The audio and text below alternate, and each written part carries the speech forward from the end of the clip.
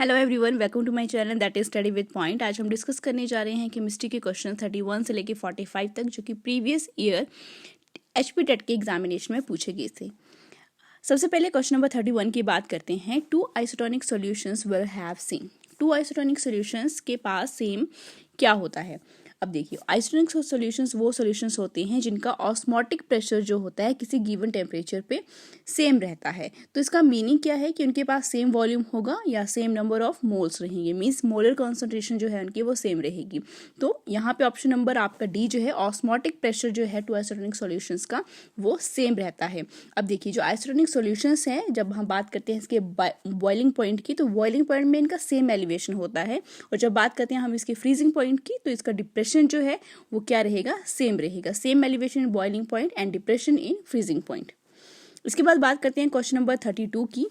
Modern periodic law is based on.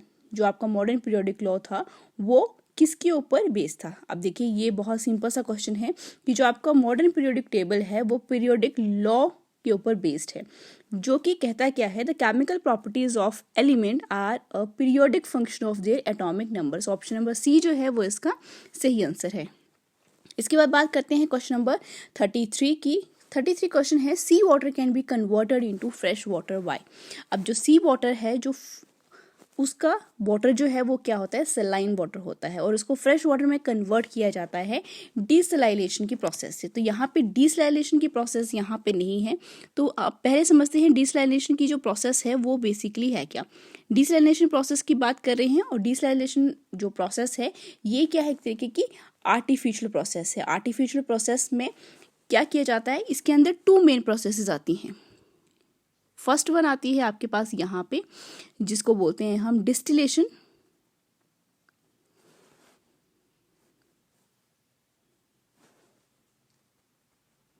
And second one आती है यहाँ पे रिवर्स ऑस्मोसिस, राइट। तो यहाँ पे डिस्टिलेशन ऑप्शन में नहीं है, यहाँ पे ऑप्शन में दिया गया है आपको रिवर्स ऑस्मोसिस। तो बेसिक प्रोसेस क्या है, डिसलाइनेशन, और डिसलाइनेशन प्रोसेस के अंदर टू मेन प्रोसेसेस की जाती हैं, डिस्टिलेशन एंड रिवर्स ऑस्मोसिस। तो ऑप्शन नंबर जो डी है वो क्या है, इस क्वेश्चन का सही आंसर है। अगर आपको ऑप्शन में रिवर्स ऑस्मोसिस यहाँ पे नहीं दिया गया है, आपको डिस्टिलेशन दिया गया है, तो आपका आंसर डिस्टिलेशन रहेगा। अगर ये दोनों ही आपके ऑप्शन में नहीं है और डिसलाइनेशन आपका है, तो आपका सीधा डायरेक्ट आंसर क्या हो जाएगा, डिसलाइनेशन। इसके बाद बात करते हैं हम, विच of the following among the alkali metals is most reactive. अब यहाँ पे अल्कली मेटल्स की बात की गई है, तो अगर मैं बात करूँ हाइड्रोजन्स की, राइट, तो caesium, barium, lutetium, hafnium and tantalum, ये है आपके 5 अल्कली मेटल्स, और इसमें जो सबसे ज़्यादा रिएक्टिव है वो है आपका सीजियम, जो 5th अल्कली मेटल है। ऑप्शन नंबर डी जो है इसका सही आंसर है। इसके बाद बात करते हैं 35 क्वेश्चन की। 35 क्वेश्चन जो है पूछा गया है, which law of thermodynamics introduce the concept of entropy.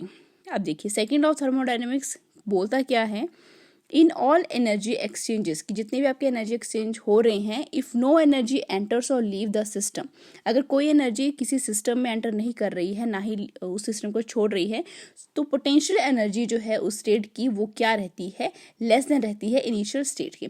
तो यही आपकी स्टेटमेंट जो है वो कॉमनली क्या की जाती है, रेफर्ड एज एंट्रोपी। तो यहाँ पे कौन सा लॉ है, वो लॉ है आपका second law of thermodynamics. Option number D जो है वो इसका सही आंसर है। नेक्स्ट क्वेश्चन देखते हैं। नेक्स्ट क्वेश्चन है आपका 36 क्वेश्चन। बोला गया है, the isotopes of chlorine with mass number 35 and 37 exist in the ratio of. अब देखिए, ये आपको पता होना चाहिए, आपको फ्रैक्शंस, जब भी हम ये क्या है, एक तरीके का न्यूमेरिकल है, और इस न्यूमेरिकल को हम सॉल्व किस तरीके से करेंगे।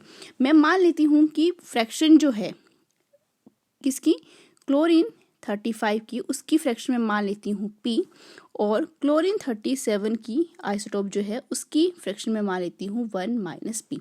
तो एवरेज एटॉमिक मास के लिए फॉर्मूला क्या रहता है, एवरेज एटॉमिक मास, उसके लिए फॉर्मूला रहता है आपका P multiply with M1 plus 1 - P, जो कि आपकी फ्रैक्शंस हैं और इनके मास नंबर जो कि आपको दिए गए हैं, इंटू M2। अब एवरेज एटॉमिक मास जो है, अब आइसोटोप किसके हैं, क्लोरीन के, तो यहाँ पे एवरेज एटॉमिक मास क्या रहता है क्लोरीन का, 35.5 P फ्रैक्शन क्या है आपके पास, P है, और फर्स्ट M1 जो है आपका कौन सा आइसोटोप है, 35 क्लोरीन 35, तो यहाँ पे 35 प्लस 1 माइनस P, और आपका जो सेकेंड आइसोटोप है वो क्या है आपके पास 37। तो जब हम इसको सॉल्व करूंगी तो मेरे पास यहाँ पे हम निकालेंगे P की वैल्यू, तो P की वैल्यू मेरे पास कैलकुलेट होकर आएगी 0.75। 0.75 मेरे पास आ चुकी है। तो अब देखिए, अब दो आइसोटोप्स का रेशो हमने किस तरीके से निकालना है। अब देखिए रेशो कौन किस किस का है, एक P का है और रेशो है आपका 1 माइनस P का।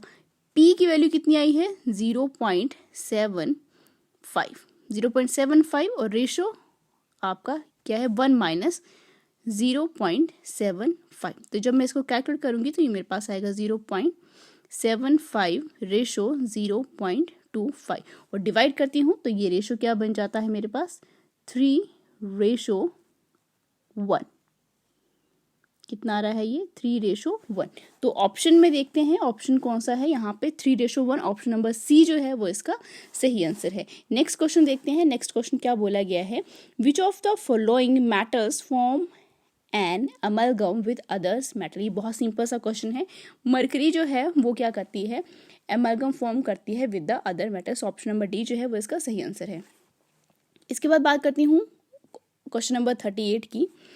बोला क्या गया है, a solution react with crushed egg shells to give a gas that turns lime water milky, the solution contain. अब यहाँ पे एक सॉल्यूशन की बात की जा रही है जबकि वो रिएक्ट करता है किसके साथ, क्रश्ड एग सेल के साथ। तो वो क्या देता है, एक तरीके की गैस दे रहा है जो कि टर्न्स हो जाती है water, lime water milky, right. तो आपको पता होगा जो आपकी क्रश्ड एग शेल्स होते हैं ये किससे बने होते हैं, कैल्शियम कार्बोनेट से बने होते हैं। तो ये कंपाउंड जो है वो एक क्या देता है आपको, सॉल्यूशन देता है reacting with a commonly known acid. अब ये जो सॉल्यूशन जो है फिर यही सॉल्यूशन क्या बन जाता है, turns lime water milky, right. तो वो जो सॉल्यूशन है, जिस सॉल्यूशन की यहाँ पे बात हो रही है वो सॉल्यूशन है आपका KCl, राइट। तो ऑप्शन नंबर डी जो है वो इसका सही आंसर है। अब देखिए क्रश एग सेल्स जो थे कैल्शियम कार्बोनेट, और कैल्शियम कार्बोनेट का फॉर्मूला क्या रहता है CaCO3। नेक्स्ट बात करते हैं क्वेश्चन नंबर 39 की। 39 क्वेश्चन क्या बोला गया है, butanone is a 4 carbon compound with the functional group. अब ये बहुत सिंपल सा है। देखिए ये आपको ब्यूटेनॉन की पूछा गया है जो कि 4 कार्बन कंपाउंड है विद द फंक्शनल ग्रुप। तो ये ऑप्शन नंबर जो सी है कीटोन, इसका सही आंसर है। इसके पास कौन सा फंक्शनल ग्रुप होता है, कीटोन ग्रुप होता है, CH3 and H3C, right, ketone group. Option number C जो है उसका सही आंसर है। इसके बाद बात करते हैं क्वेश्चन नंबर 40 की। पूछा गया है व्हाट इज रोडेंटिसाइड। रोडेंटिसाइड क्या है, तो रोडेंटिसाइड क्या है, एक तरीके का पेस्टिसाइड है। पेस्टिसाइड जो कि क्या किया जाता है, जिससे आप क्या करते हो, रोडेंट्स को किल करते हो, राइट। इसको जनरली हम बोलते हैं रैट पॉइजन। और जो भी आपके रोडेंट्स है लाइक माइस है, स्क्विल्स हैं, वुडचक्स हैं, ठीक है, इनको मारने के लिए ये यूज़ किया जाता है। तो एज अ पेस्टिसाइड जो है ये वर्क करता है। तो ऑप्शन नंबर डी जो है वो इसका सही आंसर है। इसके बाद बात करते हैं 41 क्वेश्चन की।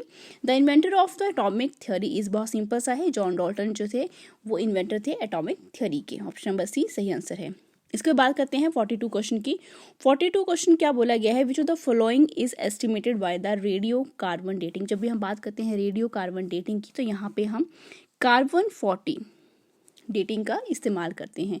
अब ये एक ऐसा मेथड है जिससे हम क्या कर सकते हैं, जिससे हम ये डिटरमाइन कर सकते हैं कि किसी ऑब्जेक्ट में, और किसी कोई भी ऑब्जेक्ट है आपका ऑर्गेनिक मैटर जो है उसमें कार्बन का कितना प्रोपोर्शन है, राइट। तो ये बेसिकली क्या है, एक radio active isotope of carbon की फॉर्म में है ये कार्बन 40। तो इससे हमें क्या पता लग रहा है, ऑप्शन नंबर 1 देखते हैं, एज ऑफ ह्यूमन बीइंग। बिल्कुल ही एज ऑफ ह्यूमन बीइंग को तो हमें सभी को पता होती है। Age of fossils, of course option number B जो है वो सही आंसर है।